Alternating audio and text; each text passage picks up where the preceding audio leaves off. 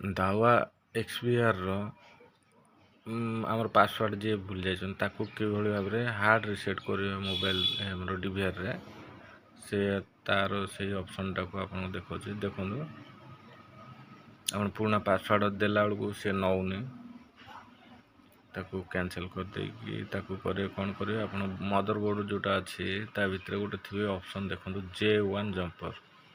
J1 ଜମ୍ପରକୁ ଖୋଜିବାକୁ ପଡ଼ିବ। ଖୋଜିଲା ପରେ ତ ଗୋଟେ ଜମ୍ପର ୱେୟାର ହେଉ କିମ୍ବା ଟ୍ୟୁଜର ହେଉ, J1 J2 ଦେଖନ୍ତୁ ସେଇଥିରେ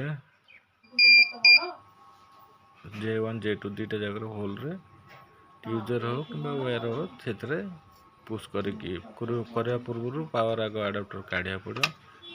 ତାପରେ J1 ଜମ୍ପରରେ ତାକୁ ଦିଅନ୍ତୁ, ତାପରେ ଆଡାପ୍ଟର ଲଗାନ୍ତୁ। କିଛି ସମୟ 15-20 ସେକେଣ୍ଡ ପରେ ଦେଖିବେ ଆପଣଙ୍କର ରିସେଟ୍ ହେଇଯିବ। ତାପରେ ପୁଣି ଆପଣଙ୍କର ନୂଆ ଆଇଡି ପାସୱାର୍ଡ଼ କରିପାରିବେ, ଯାହା ବି ଦେଇପାରିବେ।